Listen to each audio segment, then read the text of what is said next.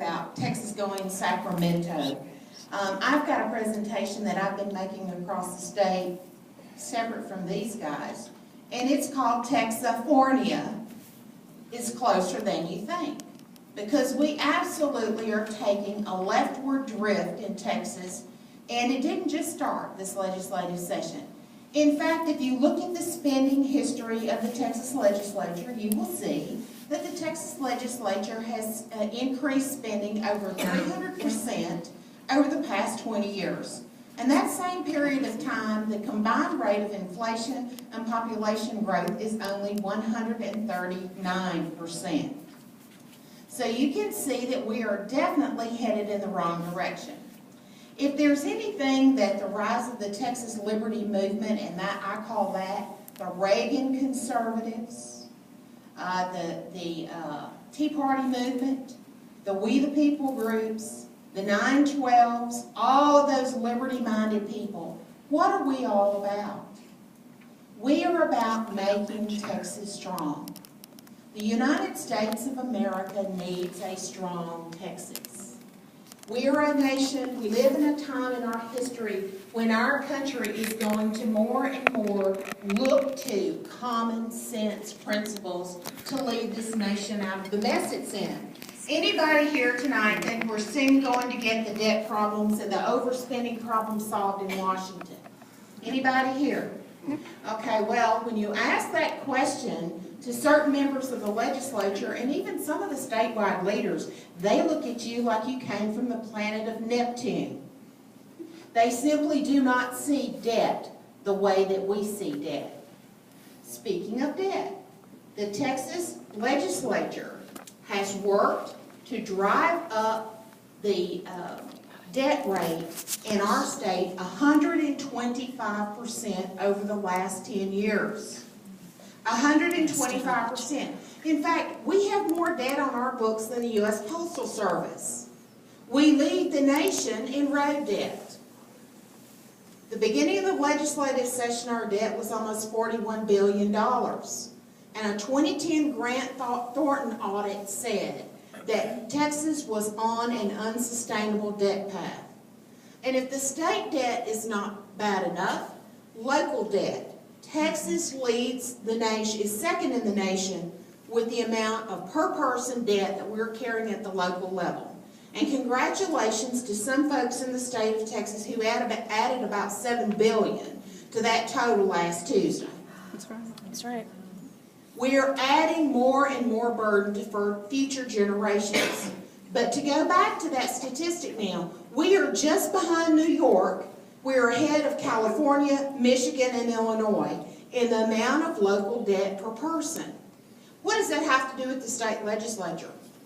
Everything. Well, we tried to get them to pass transparency that would ensure that in your local elections that you would know how much your local entities are carrying in debt already before you whip out your wallet to give them some more.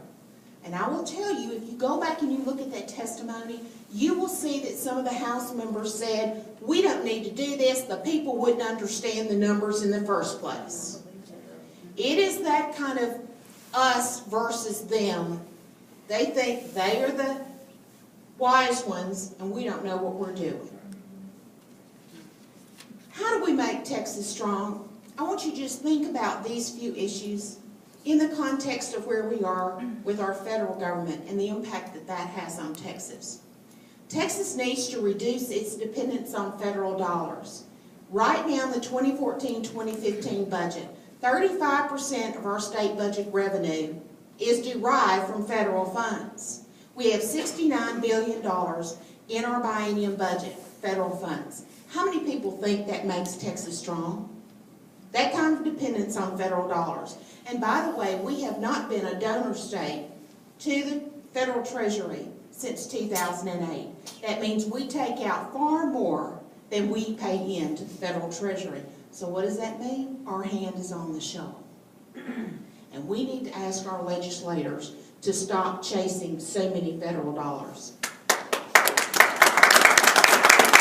We should resist any increase in state debt. We should get our fiscal house in order and stop using accounting gimmicks, deferrals, diversions to balance our budget.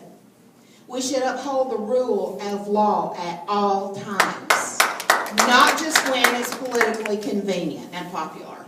We should reduce regulation. We should set much higher standards in ethics and transparency for those elected officials. And by the way, you know, they don't have to disclose the sweetheart deals that their family members get just because they happen to be related to a state legislator.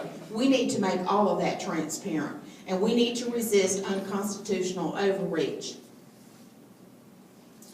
One of the issues that we really want to focus on is that the liberty movement is not just about fiscal issues. I want to make sure I don't think I've talked about that enough in the 10 tour stops that we've had.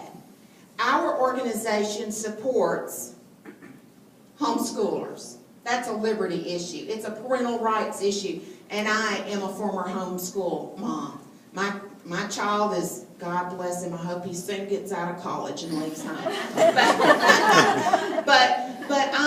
So I am right there with them. We're pro-life in our organization. I was one of 139 people who testified before the Senate committee. I was down there to help Elizabeth and the other groups with the pro-life issues. This is about not only getting our fiscal house in order and Texas being strong, but it's about stopping the culture rot in the state of Texas. And I will say this. We, the people, need to have a liberty revolution in Austin. Yeah. We started that when we sent Ted Cruz to the United States Senate, and that sent an earthquake through Austin because we, the people, got behind him and got him elected against all odds. We, the people, will make the difference between Texas being strong and independent and a liberty-leaning state and going Sacramento. It's up to all of you.